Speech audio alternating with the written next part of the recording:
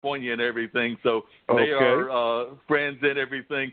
But Yvonne, you are currently a I believe state rep, if I remember correctly, but you're running for lieutenant governor. And, of course, we're in the middle of all this madness and everything. So I just wanted folks to know a little bit more about you, why you wanted to run for this office, and what you think some of the important issues are going to be around North Carolina. And like I said, you want to give a shout-out to Miss Mota over there in L.A. I'm sure she will appreciate it, even though we know she can't vote for you because she's all the way in Los Angeles. Can't vote for me, but you can pray for me. You can send a donation to my campaign. Absolutely. Well, congrats on running a fantastic campaign. Thank you. My name is I am State Representative Yvonne Lewis Holly from Raleigh, North Carolina. I'm a North Carolina native. I won in the primary in the North Carolina recently on March 3rd against 6 candidates, and I won handedly. So it feels real good. I have an opponent. It's an historic race. There's an African-American Republican running against an African-American Democrat. I am the Democratic candidate. So it's a historic race. Yes, it's going to be a very historic race. Most of my values are Democratic values. I have been in the North Carolina General Assembly now for, I'm in my 8th year, my 8th term. My 4th term, but my 8th year. It's while there, we have a super Republican majority, and I decided to step up to the plate because I have an agenda of some things that I want to accomplish.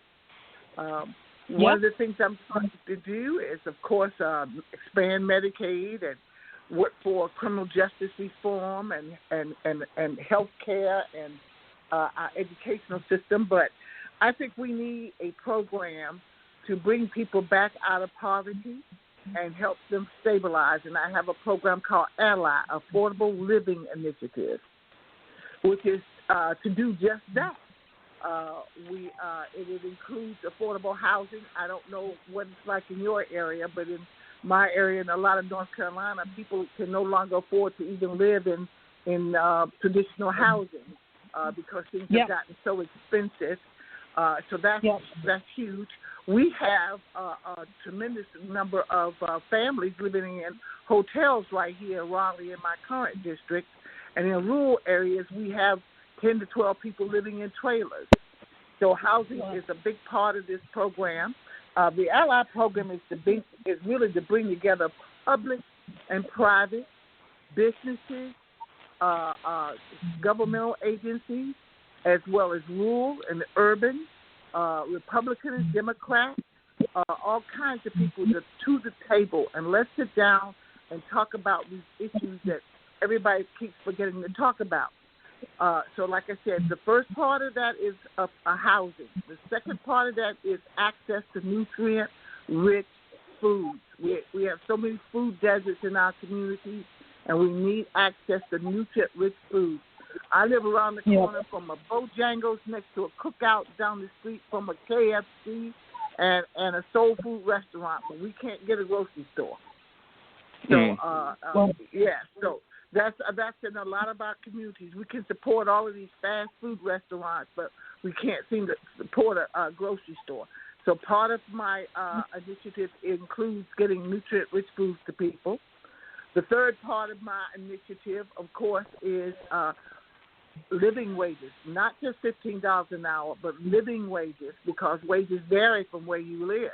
Maybe one thing in a rural area and another thing in an urban area. So the wages must be flexible. Living wage used to be that you could get minimum wage and it will support one person.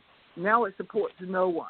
And we have people who work 2, 3 low-wage jobs and unable to make it themselves, much less support their families. The fourth part of that is transportation, because if you can't get to work and you're on a good communication or transportation line, then you can't work. And we need to do that. Now, let me go back. Aside from the living wages is workforce development and job training. We need to train people for the jobs that are coming to the area. So if you got high-tech jobs coming to the area, you train them for high-tech jobs.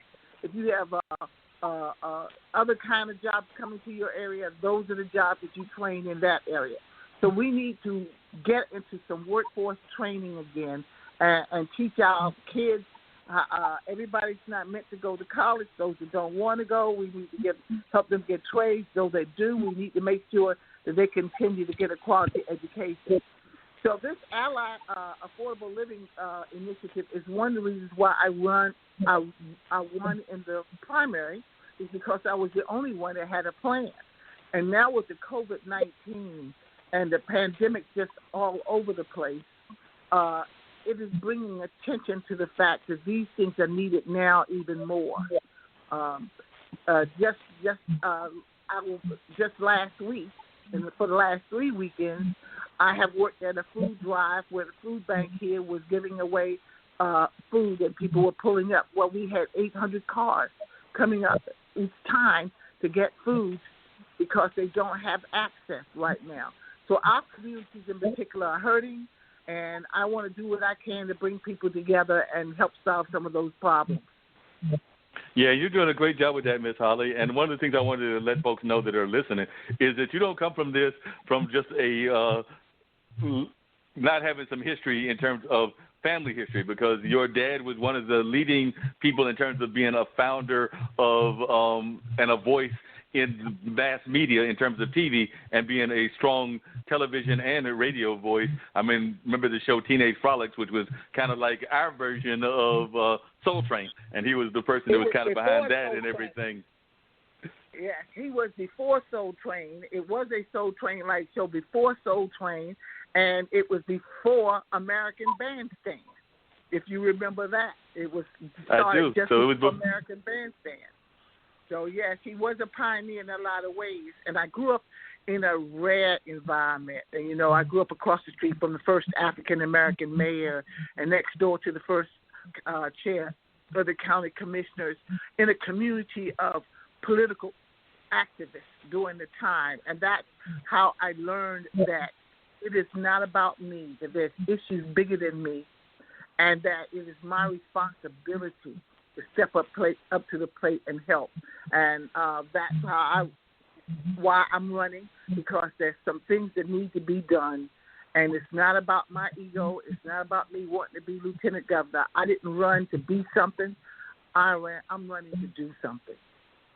Yeah, that makes a lot of sense. And I know for one of the other things that I've always been proud about Durham, and I'll tell you this, Mona, is that Durham has definitely had a rich history of groups cooperating, including sometimes groups that you would not expect to cooperate. And, of course, we had the big lacrosse scandal many years ago and everything. But through that, we had a lot of groups, including Mona, by the way, is of her religious background is of the Muslim descent and everything. Okay. And she definitely, we've had Muslims and Christians and even folks that are of Hindu and Jewish faith that have done some great things here in Durham, where they have done some unity work together. I know that you, Miss Holly, have worked with some of our leaders in the mosque and some of the things here in Durham. And I know that, like I said, Mona is involved in her group over there in California and everything. So that is something that I can say about Durham, is that we oftentimes find groups that aren't always what people would think as being the automatic allies. But I remember even back in the 70s when there was the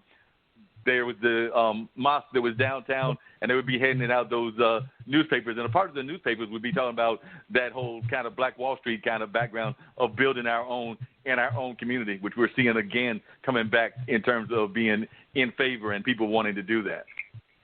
Yes. The Muslim community has always been very strong in talking about businesses and taking care of the community. I went to Howard University in Washington, D.C., during the time where there were a lot of Muslim activities, and I have a lot of friends who are Muslim. So, you know, it is a time now that we need to get together again. Yeah, absolutely. I mean, you know, I don't know if you guys know this kind of little part of Islamic history, but when I don't know how much you can know about the history about Islam, but the first person that was chosen to say the Friday prayers in Islam was a black man by the name of Bilal, and Prophet Muhammad personally chose him because he understood the persecution even back then of how and to show the equality that Islam has always stood for, which is, you know, you are not judged based on the color of your skin, of your background. It is what is in your heart and, you know, how much you care for humanity. So I don't know if you guys knew that about, the first person was a black man by the name of Bilal, and I bet he had more swagger than any of those Middle Eastern guys. So I'm sure. I bet he had a lot more swagger and he was like, you know what? I don't think we have this level of swagger that we can walk into Mecca and, you know, kind of start calling the shots. But I think Bilal would do just fine, and he did. So yeah. So that's definitely. Now, some of those issues that you were talking about, and I'm sure that you have some of those same issues in California. But how are y'all dealing with, just in terms of like food and people being sheltered in place, as well as the public transportation and some of the other issues that Yvonne is trying to make known and is concerned about here in the state of North Carolina? But how are y'all doing with that in California? Yeah, I mean, first of all, kudos to Iman for, tackling such incredibly important issues, for her community. And, I mean, I think Governor Gavin Newsom has done a really good job as far as flattening the curve here. We definitely had a lot more, our homeless population has increased tremendously just in the past 2 years alone. I mean, it's gotten pretty out of hand. But the interesting thing is that the moment the pandemic hit, I barely see any homeless people on the street. They've been able to pick them up and, you know, house them wherever they're housing them. But I feel like that is, I mean, the cost of living in Los Angeles is absolutely absurd. I mean, it's just ridiculous. And we have more homeless now than ever before because people can't afford to live. I mean, it's just really, really expensive. So, but thank God we don't have people here protesting and getting together and saying for the, shops to be opened up and, business to go back to normal the way it was. So thank God for that. But, those folks who actually, that's not true. Huntington Beach, we had a protest of about 200 people. I think it was about 200 people who were protesting and saying that they want the businesses to be open. And you know what I say to those people? Let Darwinism do its thing. I mean, if you are that anxious to go out, and contract the disease, then you go ahead and knock yourself out. But just don't involve me in your mess.